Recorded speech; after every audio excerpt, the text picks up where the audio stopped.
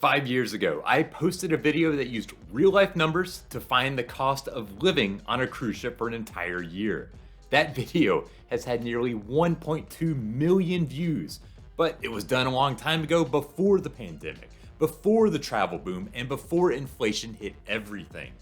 We're more than due for an update to see exactly what it costs to live on a cruise, and I can tell you that the number, well, let's just say it surprised even me, and I've been doing this a long time. Head to any cruise line website and you'll see plenty of cheap headline prices. Cruises starting at a few $100s for an entire week are common. At first glance, it seems like living on a cruise ship would be amazingly affordable. After all, a cruise for $600 a week would cost only about $30,000 to sail for the entire year. For many people, that would be cheaper than living on land. But anyone who has been on a cruise knows that those headline prices are just the start of what you'll pay. What you'll actually end up spending is much, much more. Let's start with the double occupancy cruise fare. Apart from a few sailings that offer solo cabins, any headline price you find is actually only half of what you will pay for cruise fare. That's because cabins are typically sold based on double occupancy, but the prices are shown per person. So for a fare that's $1,000, it will actually cost $2,000 based on double occupancy for that cabin. Even if you were sailing solo, unless you were in one of those few solo cabins, you will still have to pay this double charge. Next are those port fees and taxes. Now, we all expect to pay taxes on things we buy, and it's no different on a cruise. As well, cruise fares will also have port fees tacked on that are per passenger fees paid to the ports of call for the privilege of docking. The good news is that new rules in California have cruise lines lumping taxes and port fees, which can run a couple of $100s per person, into the cruise fare at the start. That's made pricing much more transparent. Still, they are something that you'll have to pay. Now, gratuities may not technically be a required cost, as you can adjust them as necessary, but in practice they are usually considered a charge that you'll have to pay. They also add up quickly. At around $16 per person per day, a couple traveling on a week-long cruise will pay about $250 in gratuities.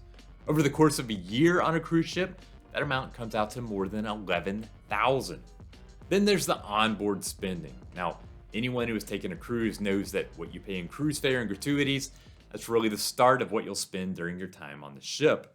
From drinks to Wi-Fi to specialty restaurants, there are plenty of extras to spend on once you are on board. And even if you are a frugal sailor, you won't go any lengthy time without having a few drinks or signing up for the internet package to check in back on shore. If you want an accurate estimate of the cost of living on a cruise ship for a year, you've got to factor in all of these extra costs, not just that headline price. So with all of these expenses in mind, I dove into what it would cost to live on the cruise ship for an entire year. Of course, when it comes to cruising for 12 months, you have an amazing number of options. From different cruise lines to routes, departure ports, ships, and even cabin types. There are a number of things that will have a big impact on what you spend. That's why I aim to keep everything as simple as possible. To price what it costs to live aboard the ship, I took a look at sailings aboard a single ship from Carnival, which is known for being an affordable cruise line. In this case, I priced a year's worth of sailings aboard Carnival Celebration in 2026. Now, Carnival Celebration is a newer ship from the cruise line that sails 7-day itineraries year-round from Miami in 2026. That means you could sail the entire year without having to change ships and always come back to a home port in the United States every week. The routes that the ship sails, they would take you all across the Caribbean, from Cozumel to Celebration Key, from Grand Turk to St. Thomas. Because it is a bigger and relatively newer ship in the Carnival fleet, you'd also have tons of amenities and activities on board, as well as many restaurant options, including the famous Guy's Burger joint. As for the cabin, in my search, I opted for a balcony cabin for this estimate. Yes, you would be able to sail cheaper in an ocean view or interior room. However, I assume that if you are aboard the ship for an extended period of time, having your own balcony really is a must-have. As well, I assume that a couple is sailing with 2 people to the room. So how much does it cost to sail on the Carnival Celebration for an entire year? I estimate it to cost around $170,000 for two people, although that number can vary from person to person depending on their spending habits. Now, how did I arrive at a cost of nearly $85,000 per person for the entire year? Let's begin with cruise fare, which now includes port fees and taxes. This is, of course, the largest expense by far. Pricing a balcony room with taxes for each of the dozens of cruises the ship sails in 2026, it totaled $126,776. Factored out, that's about $2,440 a week or $10,500 per month.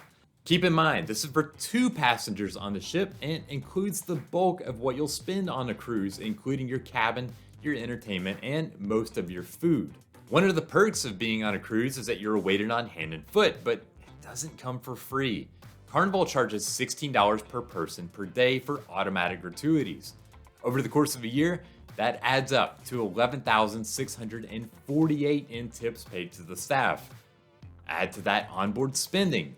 Now, how can you know what you'll spend on the ship over the course of the year? It's impossible to know for sure, and different people will spend different amounts. For example, do you need to have a drink package every day of the year? Or are you fine just drinking water or juice? Are you a gambler? And how often do you want to eat in those specialty restaurants? Now, while you can't pinpoint exactly what you'll spend, you can at least get a good estimate. As a public company, Carnival Corporation, who's the parent of Carnival Cruise Line, they publish detailed numbers about their business. For instance, through the first 9 months of 2024, the company took in $6.7 billion in onboard spending across 76 million passenger days. That comes out to onboard spending of about $85 per person per day. But keep in mind that this figure is for someone on vacation that's likely living it up. However, it's likely that this figure would actually be drastically lower if you're living on the ship for an entire year. For that reason, I assume they figure half as much, or about $31,000 for two people over the course of the year. Then adding up tickets, port fees, taxes, gratuities, and onboard spending estimates, the total estimated cost of living on the cruise ship for the year is $169,431 for a couple, or about $85,000 per person. Without any onboard spending at all, which can vary widely, comes out to about $138,000 or around $69,000 per person. There's no doubt that it's expensive to live on a cruise ship, but there are ways that you can actually trim that amount if it's too much for you. If you're interested in cutting down the price when living long-term on the cruise ship, here are a few ideas. First, you can start with older ships. My estimate is aboard the Carnival Celebration. I chose this ship because it is relatively new, meaning that you'll have the most amenities for a long-term stay, but it also runs a regular schedule from Miami. That said, in general, newer ships like Celebration are more expensive to sail aboard. If you look for older ships, you should be able to cut the price down. You can also be flexible for cheaper trips. For this estimate, I priced out a year's worth of cruises on a single ship. That makes it easy if you're sailing long term, you simply stay on board and you don't have to worry about changing anything. But if you want cheaper options, however, you might find them by being more flexible with changing ships or cruise lines when you find a deal. As we're sailing from a port like Miami, which offers a ton of options, can save you money. Finally, you can avoid expensive times of year. In my search, the cost aboard the ship varied dramatically due to the time of the sailing. For example, the most expensive cruise aboard Celebration during the year was during Christmas, and it ran about $1,600 per person. The least expensive cruise ran $1,034 per person, or about 2/3 as much. If you have the ability to take a few weeks off here and there during the expensive times of year, it can lead to some big savings. Thank you for watching. If you like this video, then I hope that you'll subscribe, but I also want to know if you think you could live full-time aboard a cruise ship for an entire year, even no matter the cost. Start the conversation in the comments below. And as always, you can find more on everything cruising at Cruzely.com. And until next time, happy sailing.